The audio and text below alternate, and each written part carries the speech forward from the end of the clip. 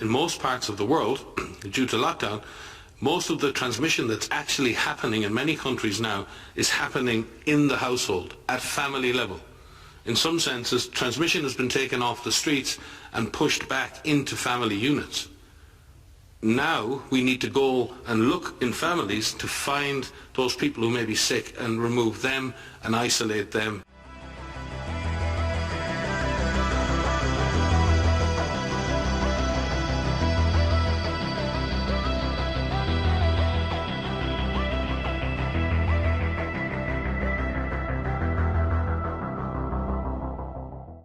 Motivated by vocal outcries from politicians and military officials, FDR signed Executive Order 9066, empowering the U.S. Army to designate areas from which any or all persons may be excluded.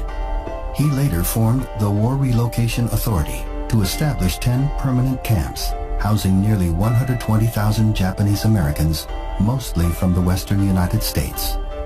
2/3 of those interned were native-born American citizens.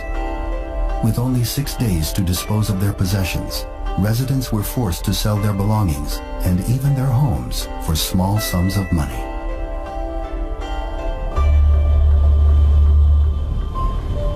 Internment camps were often situated in isolated deserts, prone to harsh weather, and surrounded by barbed wire and guard towers.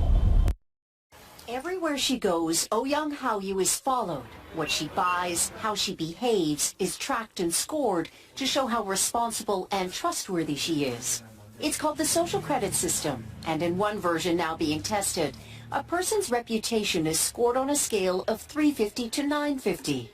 And Haoyu, with a good score of 752, is okay with it. In fact, most people are. It's a mechanism pushes you to become a better citizen. It's big data meets Big Brother, expanding how the government monitors, understands, and ultimately controls its 1.4 billion citizens.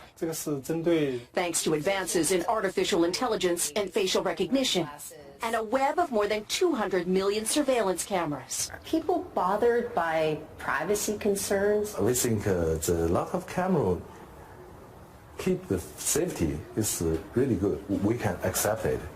Companies are experimenting with the algorithms to help the government create the new national social credit system. The government also has pilot projects. In one, citizens are required to do hours of unpaid work to get benefits. And scores are docked for things like littering, a messy yard, gossip, even jaywalking. Video of offenders is shown on the local news. And information collectors like Zhou Aini are paid to report on their neighbors. Her quota, 10 entries a month. Like the man who carried a drunk person home. A good deed, she says. Good social credit gets rewarded with perks like cheap loans and travel deals.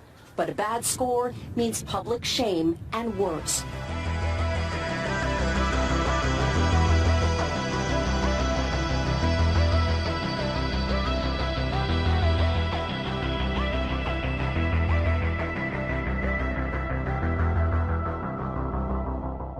We need to make sure that everybody continues to let us know where those folks are.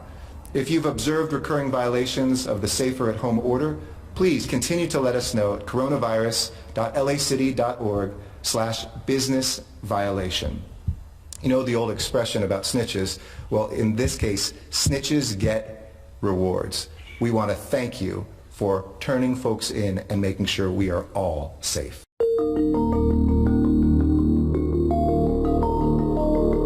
Amazon isn't just delivering packages these days. It's also selling a powerful new facial recognition software.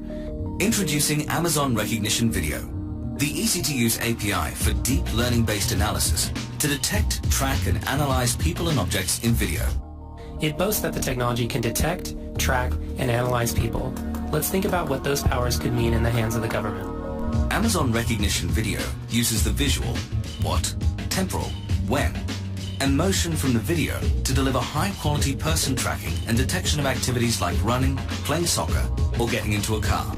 Recognition can identify a person's face in real time by matching it against huge databases of photos. Amazon also advertises this person tracking feature.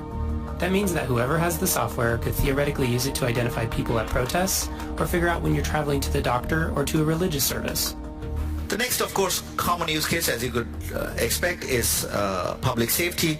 Amazon is already working with government agencies to deploy this technology. At the ACLU, we obtained records that show that Amazon signed a secrecy agreement with one county to keep details about the technology out of public view.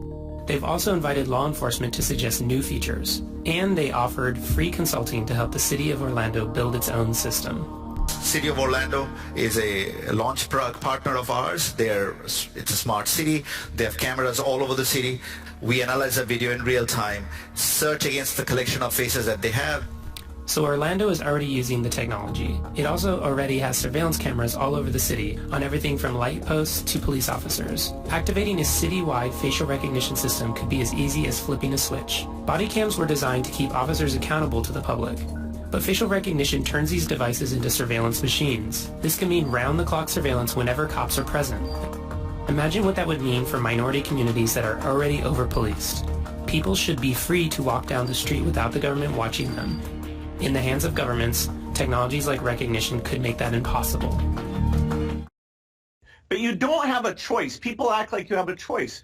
People don't feel like going to the stadium when they might get infected. You know, it's not the government who's saying, okay, just ignore this disease. And, you know, people are deeply affected by seeing these deaths, by knowing they could be part of the transmission chain, and, you know, old people, their parents, their grandparents could be affected by this. And so you don't get to say, ignore what's going on here. There will be the ability, particularly in rich countries, to open up if things are done well over the next few months. But for the world at large, normalcy only returns when we've largely vaccinated the entire global population. And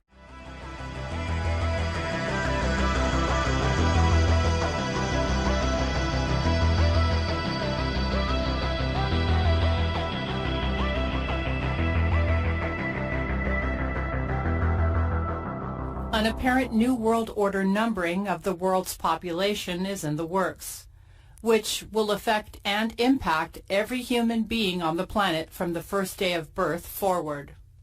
This is a schematic of the game plan. It's called ID 2020 Alliance and is the most comprehensive surveillance database probably to date. As you can see from the international organizations involved, governmental agencies feeding it, statistical data, and the countries that would fund it.